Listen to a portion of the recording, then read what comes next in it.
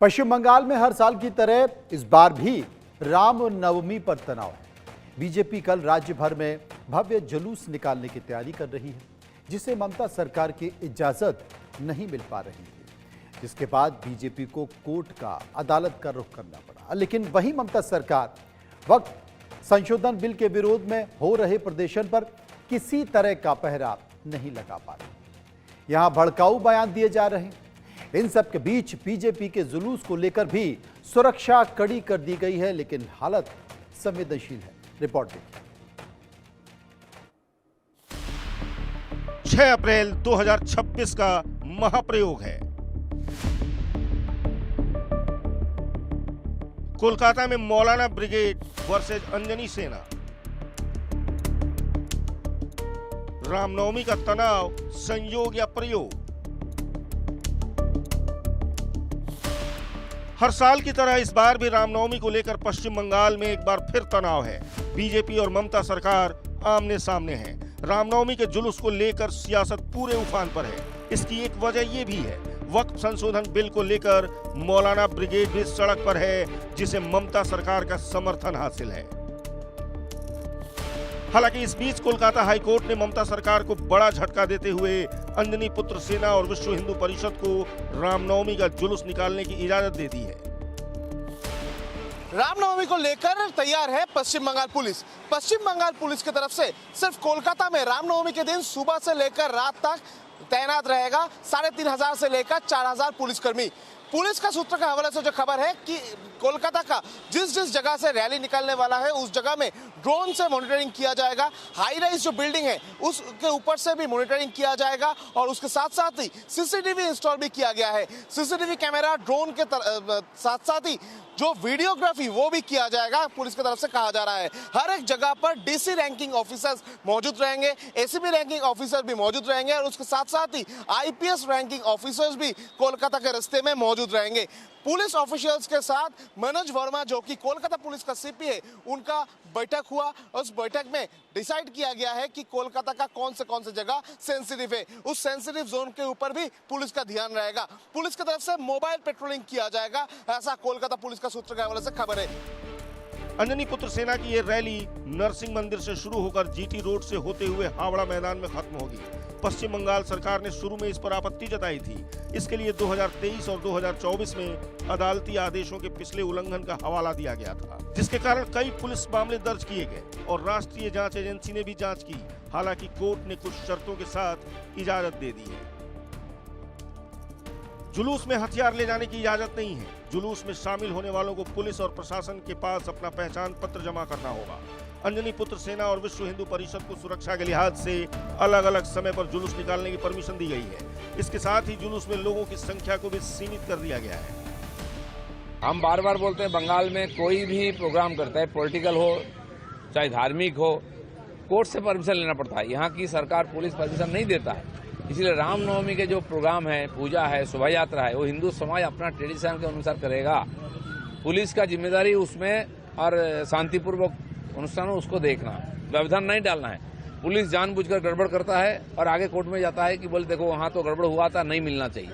अच्छा है, न्यायाधीश ने बोला है कि अगर दुर्गा पूजा में कभी गड़बड़ हो जाए, अगले बार से पूजा बंद हो जाएगा।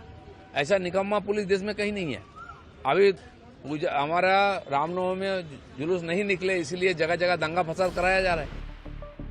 लेकिन कोर्ट की इजाजत के बावजूद भारतीय जनता पार्टी और टीएमसी आमने सामने हैं। अदालत ने 6 अप्रैल को जुलूस निकालने की इजाजत तो दे दी है। बीजेपी समेत कई हिंदू संगठन जुलूस निकालने के लिए तैयार भी हैं। लेकिन इस बीच अब टीएमसी भी जुलूस निकालने जा रही है। टीएमसी विधायक शौकत मुल्लाह का कहना है, तृणमूल कांग्रेस कैनिंग में होने वाली रामनवमी की विशाल रैली में शामिल होगी। जुलूस के आयोजक ने भी उनको न्योता दिया है। टीएमसी के जुलूस निकालने के ऐलान के बाद पश्चिम बंगाल में हालात बिगड़ने का अंदेशा जताया जा रहा है। हालांकि बंगाल सरकार ने सुरक्षा एजेंसियों को हाई अलर्ट पर रखा है। लेकिन बीजेपी का आरोप है, हर साल ममता सरकार रामनवमी के जुलूस को लेकर भेदभाव करती है। रामनवमी की शोभा यात्रा हमारी 6 अप्रैल को होने जा रही है। पुलिस प्रशासन के द्वारा परमिशन को रिजेक्ट किया गया है ड्यू टू सेंसिटिव एरिया बोल के। विगत वर्ष भी ऐसा ही उन्होंने बोला था और उच्च न्यायालय में जाके हम लोगों ने पिटीशन दाखिल की थी और हमें परमिशन मिला और भव्य शोभा यात्रा बहुत अच्छे शांतिपूर्ण तरीके से निकली। हम लोगों की आशा थी कि प्रशासन इस बार किसी तरह का डिस्टर्बेंस हम लोगों के साथ नहीं करेगी, लेकिन प्रशासन अपना वही पुराना राग अलाप रही है कि यह सेंसिटिव एरिया है, इस एरिया से हम नहीं जा सकते हैं। तो पश्चिम बंगाल की इस भूमि में जहां सर्वधर्म सम्मान की बात होती है, तो वहां पे रामनवमी की शोभा यात्रा निकालने में सेंसिटिव एरिया है, ये हमें नहीं समझ में आ रहा है कि किस तरह का सेंसिटिव एरिया है। बंगाल में इस बार रामनवमी का जुलूस कितना भव्य होगा, इसका अंदाजा इस बात से ही लगाया जा सकता है कि पश्चिम बंगाल में रामनवमी पर 2000 से ज्यादा रैलियां निकाली जाएंगी, 200 झांकियां और 5000 जगहों पर राम महोत्सव आयोजित किए जाएंगे। 60 शोभा यात्राएं तो अकेले कोलकाता में ही निकालने की तैयारी हो रही है। बीजेपी दावा कर रही है रामनवमी की रैलियों में पूरे राज्य में करीब 1.5 करोड़ हिंदू हिस्सा लेंगे। यह हमारी कॉन्स्टिट्यूशन राइट है, धर्म पालन करना। ये रोक रहा है, इलीगल काम कर रहा है ममता जी का इशारा में पुलिस, इसलिए हाईकोर्ट का दर्जा खटखटाना पड़ रहा है। हर इश्यू में हाईकोर्ट में, सुप्रीम कोर्ट में जाना पड़ रहा है। ये हाईकोर्ट ने कॉन्स्टिट्यूशन को प्रोटेक्शन दिया है, आर्टिकल 25 से 28 देख लीजिए। हमारी रिलीजियस परफॉर्मेंस करने का पूरा अधिकार है, छीनने का कोशिश कर रहा है ममता पुलिस, इसलिए हाईकोर्ट जो वर्डिक्ट दिया है विद इन कॉन्स्टिट्यूशन दिया है। I personally as a leader of opposition I welcome this verdict. वैसे इन सब के बीच सियासत इस बात पर भी हो रही है कि ममता सरकार रामनवमी के मौके पर हिंदुओं के जुलूस निकालने का तो विरोध कर रही है, लेकिन मुसलमानों को वक्फ संशोधन बिल के खिलाफ प्रदर्शन करने की इजाजत दे रही है, जिसमें भड़काऊ बयानबाजियां हो रही हैं। आने वाली नस्लें दीन और ईमान पर कायम रहे। आप चाहते हैं कि आप कब्रिस्तानों में जिस तरह से दफनाए जा रहे हैं उसी तरह से दफनाए जाए। आप चाहते हैं, अगर ये चाहते हैं तो हर रोज आपको सड़कों पर निकलना होगा, क्योंकि सदन तुम्हारा है, सड़क हमारा है। तुम सदन में बिल तो पास करा सकते हो, हम सड़क से नहीं हटेंगे उस वक्त तक जब तक कि ये बिल बातिल नहीं हो जाता। अजीजाने मिल्लत, आपको ये बात समझनी होगी कि एनआरसी का जमाना था। एनआरसी में आप हजरात की ताकत ने उस बिल को पेंडिंग किया है, लेकिन ये ना समझे वो खतरा आपके सरों से टला है, वो खतरा भी बाकी है। अगर ये बिल पास तो हो गया है, अगर इसको आपने सरेखम तस्लीम कर लिया तो यकीन जाने एनआरसी भी लागू होगा, यूसीसी भी लागू होगा, और फिर ये टोपी पहनकर आप रास्ते में उतर नहीं पाएंगे, दाढ़ी रखकर रास्ते में चल नहीं पाएंगे, आपकी बहनें हिजाब पहनकर कॉलेज और स्कूल जा नहीं पाएगी। क्या ये मुमकिन है कि नहीं है? अगर ये कानून पास हो गया तो ऐसा होगा। रामनवमी के मौके पर इससे पहले भी पश्चिम बंगाल जल चुका है। शोभा यात्रा पर पथराव होना यहाँ नई बात नहीं है। ऐसा लगता है जैसे पश्चिम बंगाल हिंदुओं पर हमले का एपिसेंटर बन चुका हो। लेकिन इस बार कोलकाता हाई कोर्ट से ममता सरकार को बड़ा झटका लगा है। अब जब जुलूस निकलेगा तो कोई अप्रिय घटना न घटे, ये देखना सरकार की जिम्मेदारी होगी। यही वजह है पूरे राज्य में सुरक्षा व्यवस्था सख्त की जा रही है। संवेदनशील इलाकों में 29 IPS अफसरों की तैनाती की गई है। अकेले कोलकाता में 5000 पुलिस कर्मियों की तैनाती का आदेश दिया गया है। Bureau report, India news. विस्तार से चर्चा करेंगे। रनिक दत्ता हमारे सहयोगी संवाददाता हमारे साथ मौजूद हैं। प्रियंका टिब्रेवाल बीजेपी नेता, प्रोफेसर सुब्रतो मुखर्जी राजनीतिक विश्लेषक मेरे साथ होंगे, और राजलक्ष्मी जोशी राजनीतिक विश्लेषक मेरे साथ होंगे। सबसे पहले मैं चर्चा करूंगा अपने संवाददाता रनिक दत्ता से। रनिक दत्ता, क्या तलखी रामनवमी पर ठीक वैसे ही है जैसे हम रिपोर्ट में दिखा रहे हैं?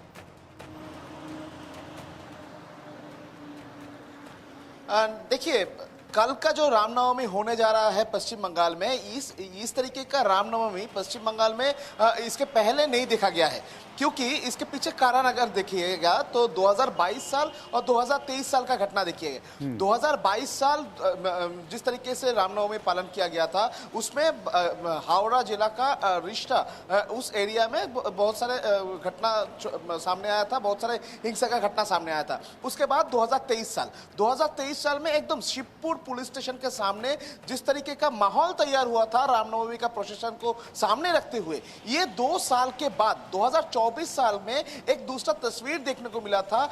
2024 साल में रामनवमी का जो जुलूस था, रामनवमी का जो शोभा यात्रा था, वो बहुत ही पीसफुली हावड़ा डिस्ट्रिक्ट और पूरा पश्चिम बंगाल में देखने को मिला था। मगर इस साल क्यों अलग है? क्योंकि इस साल बीजेपी की तरफ से एक टारगेट लिया गया है। बीजेपी की तरफ से लीडर ऑफ अपोजिशन शुभेंदु अधिकारी की तरफ से इस रामनवमी के दिन एक साथ रास्ते में 1 करोड़ के ऊपर हिंदू रास्ते में आएंगे, इस तरीके का वादा किया गया था। और उसके बाद शुभेंदु अधिकारी ने दावा किया था वो 1 करोड़ नहीं 1.5 करोड़ लोग रास्ते में आएंगे, रामनवमी का शोभा यात्रा में एक साथ शामिल होंगे। और इसके बाद ही देखा गया कि पश्चिम बंगाल का तस्वीर ही कुछ अलग है, क्योंकि पश्चिम बंगाल का हर एक कोने से जो जिस तरीके का रैली प्रिपरेशन चल रहा है, उसमें से एकदम साफ हो चुका है कि पश्चिम बंगाल में इस बार जो रामनवमी होने वाला है उसमें बहुत सारे जगह से, बहुत सारे गली से, यानी बोल सकते हैं पश्चिम बंगाल के हर एक समझ गए रैनिक, आप ये बताने की कोशिश कर रहे हैं, आप ये बताने की कोशिश कर रहे हैं कि एक टारगेट लिया गया है। प्रियंका जी हमारे साथ मौजूद हैं। प्रियंका जी, रैनिक बता रहे थे कि बीजेपी ने एक टारगेट ले लिया है, 1.5 करोड़ लोग सड़कों पर उतरेंगे रामनवमी के दिन। अब वाकई ये राम की नवमी मनाई जा रही है या एक राजनीतिक कार्यक्रम है? देखिए, ये कोई राजनीतिक कार्यक्रम नहीं है। हर हिंदू का अधिकार है कि वो अपने विधि और विधान से जो भी अपने त्योहार है, अपने फेस्टिवल्स है या अपने धर्म से रिलेटेड जो भी कुछ हो उसको पूर्ण रूप से वो मनाए। मगर मुश्किल की बात यह है कि कई सालों से आप देख रहे हैं कि ममता सरकार जो है वो रामनवमी की दुश्मन बन जाती है। जब भी किसी रैली को निकालने की बात होती है वो कहती है परमिशन नहीं मिलेगी। मैं ये पूछना चाहती हूँ कि क्या मुहर्रम में, ईद में या जब ताजिया निकलता है तब इनको परमिशन की दरकार पड़ती है? नहीं। तो परमिशन की दरकार रामनवमी पर क्यों पड़ती है? सिर्फ यही नहीं, आपने देखा कि रानीगंज में रामनवमी की जुलूस के ऊपर दंगे हुए, पथराव हुआ, बोतलें फोड़ी गई, हावड़ा में ऐसा कई बार हुआ। मगर ये सब होता क्यों है? होता इसलिए है कि यही सरकार जो है लोगों को उकसाती है, एक धर्म के लोगों को उकसाती है, कहती है देखो वो आएंगे दंगा करेंगे तुम उसमें जाना मत। ये वे कौन है? हम तो अपनी रैलियों में जब चलते हैं हमारे हाथ में बोतल और पत्थरे नहीं होते, हमारे हाथ में ना पत्थर होता है ना बोतल होती है, ये सब ऊपर से छत से गिराया जाता है। कौन है ये लोग जो गिराते हैं? और ये बड़ा सवाल है कि कौन है जो लोग गिराते हैं और कौन है ये लोग के रामनवमी पे माहौल खराब करते हैं। ये प्रोफेसर सुब्रतो मुखर्जी ही बता पाएंगे। मुखर्जी साहब, देखिए, सबसे बड़ी बात आपने जो देखा है बंगाल में, जो एक राजनीतिक दल पूरा आगे लेके इसको आगे बढ़ा रहा है और सर्वधर्म समन्वय जिसके ऊपर हमारी पूरा स्थिति भारत का बना हुआ है, उसमें राजनीति और धर्म का अलग अलग हिस्सा हम देख सकते हैं। अब ये बात है कि आप अपना मोबिलाइजेशन कर रहे हो, उसमें आपका 1.5 करोड़ लोग आए, बहुत अच्छा है, 3 करोड़ आए तो और भी अच्छा है। देखिए, बात यह है बंगाल में जो दुर्गा पूजा में ममता हर एक को पैसा देती है और उसमें सारे भागीदारी होती है, इसलिए ये प्रयास करना कि ममता किसी पर्टिकुलर धर्म को आगे बढ़ा रहा है और रोक रहा है, इस तरह का हम करें तो वो मेरे विचार में गलत है। एक चीज आप देखिए, जो पूरा हिंदुस्तान में हम इतने सारे धर्म वर्ग सब लोग रहते हैं और बड़ा खुशी में रहते हैं। टैगोर ने इसके बारे में यही कहा कि हिंदुस्तान का खासियत यह है जो दुनिया में और कहीं नहीं है कि सब लोग इधर आके समन्वय हो जाते हैं, मिल जाते हैं। और बंगाल में यही परंपरा पहले से चला। राममोहन रॉय से आप रामकृष्ण मिशन का ले लो, जतमत ततपथ। इसका मतलब क्या है? आपको समुद्र में ही जाना है, नदियां बहुत हैं, किसी भी तरह आप पहुंचेंगे तो ठीक है। तो ये जो एक टॉलरेंस का जो बात होती है, जो हर एक का इज्जत देने का बात होती है, ये मुझे लगता है बंगाल में सुप्रतिष्ठ है। और उसके अंदर आप जितना रिलीजियस मोबिलाइजेशन भी करो वो ठीक है।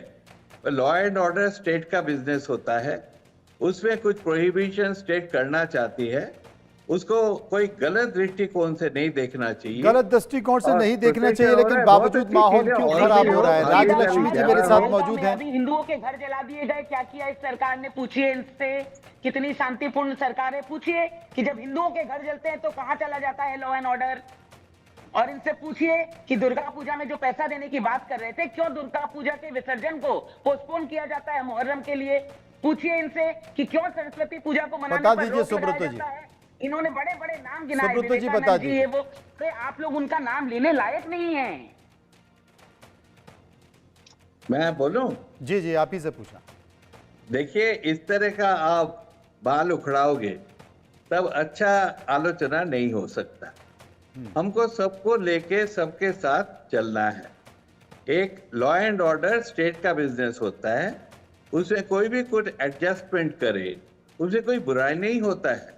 आप किसी को बोलो जो आप आगे चले जाओ, उसमें आपका महत्व दिखाई देता है, उसमें संकीर्णता नहीं होता है। हम सम्मान करते हैं और उसमें कोई एडजस्ट करे, एक भागीदारी करे।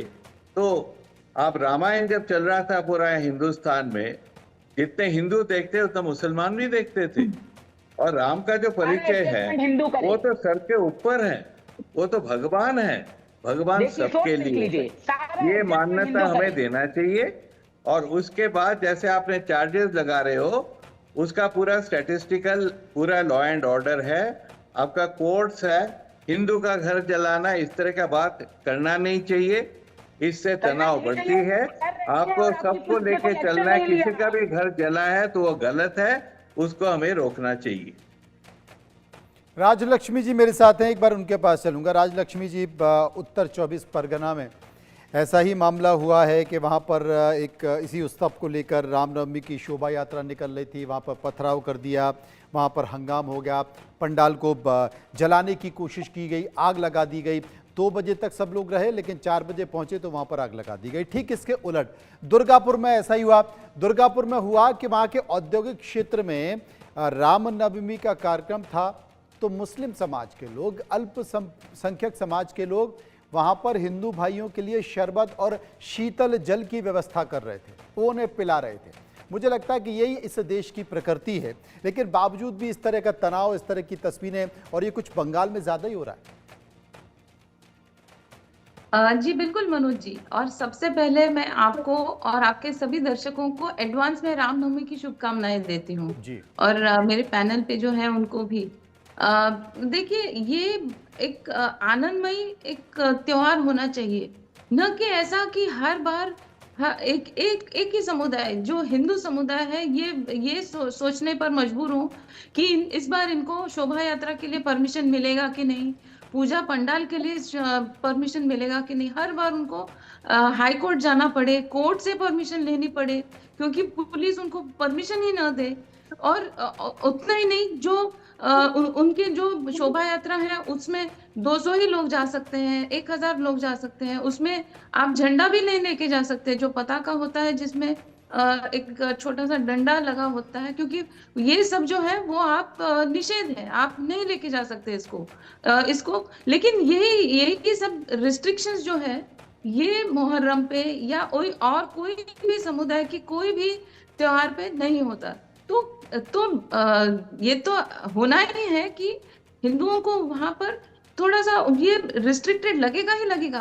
तो ये भी है कि जैसे आपने कहा कि ऐसा क्यों होना चाहिए कि अल्पसंख्यक जो हैं उनको क्यों ये इस बात से क्यों दिक्कत होनी चाहिए कि आपके मस्जिद के बाजू से अगर एक शोभा यात्रा निकल रही है तो ये इसमें आपत्ति क्या होनी चाहिए उनको। आप एक देश में होकर ऐसा कैसे कह सकते हैं कि ये मुस्लिम इलाका है। तो ये मुस्लिम इलाका, ये जो ऐसे जो सेंसिटिव एरियाज, ये कैसे बन सकते हैं ऐसा। तो ये जो लॉ एंड ऑर्डर की बात है, और लॉ एंड ऑर्डर ये किसका रिस्पॉन्सिबिलिटी है, जब खुद आपकी जो स्टेट गवर्नमेंट है वो जाती है हाई कोर्ट में और कहती है कि इनको परमिशन न दें, तो फिर आप सोचिए कि मतलब ये खुद इसके लिए सक्षम नहीं है कि लॉ एंड ऑर्डर उसके लिए प्रोवाइड कर सके। और इतना ही नहीं, आज देखिए ये जो वक्फ का जो बिल है उसके खिलाफ भड़का रही है टीएमसी, कह रही है लोगों को, खास करके ममता बनर्जी ने ये यहाँ तक कहा कि हम एक दिन जब वापस आएंगे सरकार में तब तो ये पूरा उलट कर देंगे। तो देखिए, ये सब जो है, आप एक तरफ आप आंख बंद करके बैठ जाते हैं जब एक अल्पसंख्यक जो है हिंदुओं पे बार बार एक ही तरीके से एक पूर्व नियोजित तरीके से आप जब अटैक करते हैं वो आप तब उस वक्त आप आंख बंद करके बैठ जाते हैं। प्रियंका जी, तो मुझे तकलीफ होगी। तस्वीरें दोनों तरफ से दिखाई दे रही हैं। हम देख रहे हैं जिस तरीके से वक्फ का बिल है उसका जो विरोध हो रहा है, हम सुन रहे थे कि बंगाल में किस तरीके से विरोध किया जा रहा है। वक्फ बिल को विरोध करते हुए उसको टोपी से जोड़ा जा रहा है, उसको दाढ़ी से जोड़ा जा रहा है, उसको बुरके से जोड़ा जा रहा है। ये कहा जा रहा है कि आपकी जो पीढ़ियां हैं वो घर से नहीं निकल पाएंगी।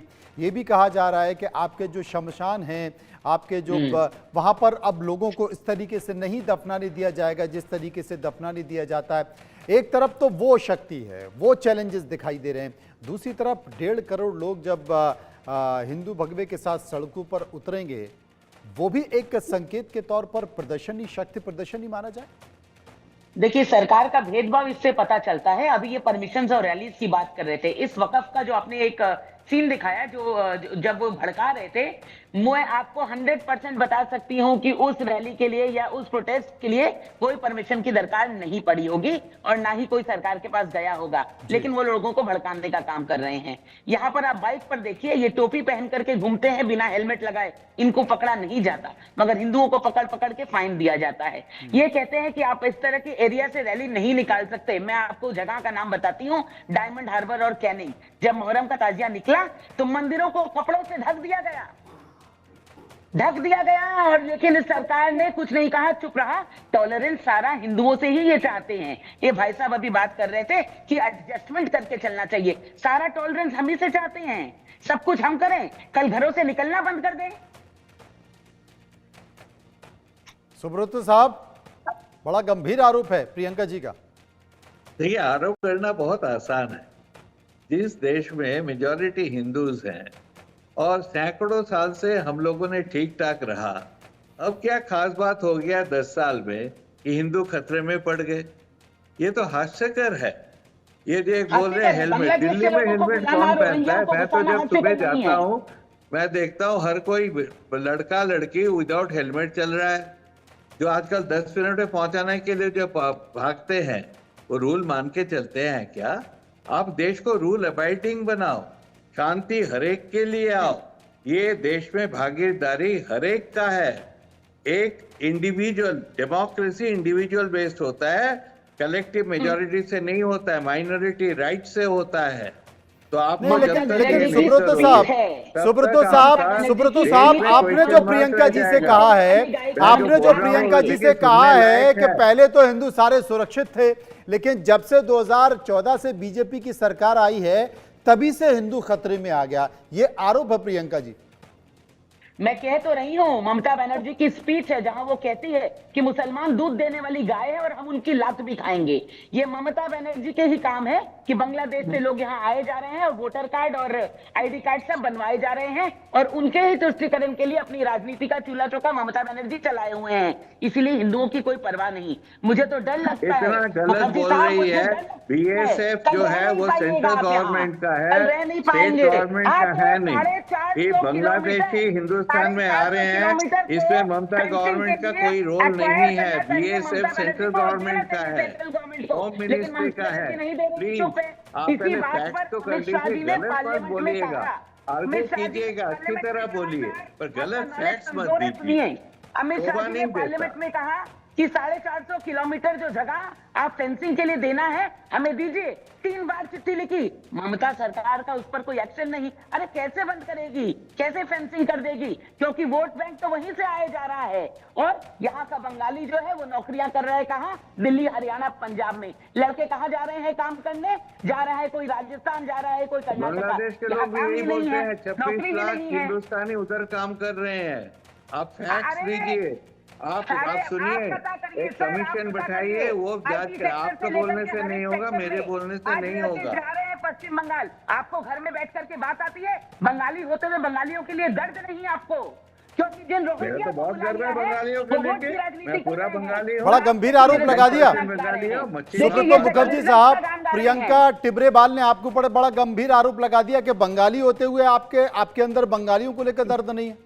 देखिए, कुछ आर्गुमेंट नहीं होता ना तो लोग इसी गाली गलौज में आ जाते हैं। मैंने जब बोला मैंने कहा गाली बीएसएफ गलौज करता दिया है, सर सुनिए, आपको। इनके पास कोई आप रिप्लाई काफी है वरिष्ठ नहीं हैं, मुझसे बड़े कि हैं। इनकी जो ये पूरा इल्जाम बॉर्डर है लगाइए। सिक्योरिटी फोर्स वो सेंट्रल गवर्नमेंट के पास है, स्टेट गवर्नमेंट के पास नहीं है। तो पहले मैंने उसका तो आपको इसका जवाब जवाब दीजिए। दे दिया है। और आप सेंसस मैंने तो आपको देखिए, इसका लीगल ये तो जवाब आरोप दिया करना है तो हरियाणा में कि इतने हैं। एक्विजिशन मैं स्टेट जब गवर्नमेंट को बांग्लादेश करना गया पड़ता था है। 2 साल लोगों को पहले, भूल मत वो लोग समझाइए, भी सही मुझे बात यही कह रहे थे बताइए। और अगर कि आपके 20 ज्ञान में लाख कमी है तो भारतीय मुझसे इधर सुन काम कर लीजिए। रहे हैं। वाइल्ड चार्जेस नहीं लगाना चाहिए, सेंसस रिपोर्ट पढ़ना चाहिए। सेंसस ही नहीं हुआ 21 का, सेंसस तो होने दीजिए तब आप बात कीजिएगा ना। हवाबाजी, हवा में बात करना ठीक बात नहीं मुखर्जी होता। साहब, मैं फिर कहती हूँ कि आपका ज्ञान कमजोर है, मुझसे सीख लीजिए। मैं आपको बता रही हूँ कि स्टेट गवर्नमेंट को लैंड एक्वायर करके सेंटर को देना पड़ता है, जिसकी 3 चिट्ठियां होम मिनिस्ट्री से जा चुकी है। और इसी बात को इस बार जो पार्लियामेंट में अमित शाह जी ने अच्छे से पूरा समझाते हुए कहा और जवाब मांगा टीएमसी से, लेकिन टीएमसी के पास कोई जवाब नहीं था। ये क्यों पता नहीं है जो बंगाल की जो डेंसिटी है, सुनिए पहले बात सुनिए, नेशनल डेंसिटी से 3 गुना है बंगाल में। पूरा हाहाकार है जमीन के लिए। बंगाल का जमीन एरेबल जमीन है, 4 फसली जमीन है, उसमें जमीन देने में लोग बेरोजगार हो जाते हैं। बंगाल का जो पार्टीशन है आर्टिफिशियल पार्टीशन है। अरे सुनिए, बड़ा लंबा विषय है। मुझे लगता है कि रामनवमी की चर्चा करते करते एक दूसरे का शक्ति प्रदर्शन दिखाते दिखाते बॉर्डर की जमीन पर बहस हो गई है।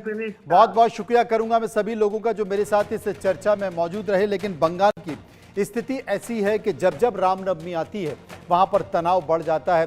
सरकार कहती है कि हमें कानून व्यवस्था बनाए रखने हैं, हमें लॉ एंड ऑर्डर बनाए रखना है, इसलिए बहुत सारे रिस्ट्रिक्शन या बहुत सारी चीज़ें लागू करनी होती हैं। और बीजेपी कहती है कि ये सिर्फ हिंदुओं के त्योहारों पर ही क्यों होता है, जब मुस्लिमों के त्यौहार होते हैं वहाँ पर ये चीज़ें लागू क्यों नहीं होती है। लेकिन रामनवमी पर क्या इस बार भी बंगाल से वही संकेत निकल कर आएंगे जो हमेशा से निकल कर आते हैं? इंतज़ार करना होगा, क्योंकि बीजेपी करीब 1.5 करोड़ हिंदुओं के साथ सड़कों पर उतरकर इस बार रामनवमी बनाने की बात कर रही है। फिलहाल इस कार्यक्रम में इतना ही। बाकी खबरों के लिए चलते रहिए इंडिया न्यूज़ के साथ। मुझे दीजिए इजाज़त। नमस्कार।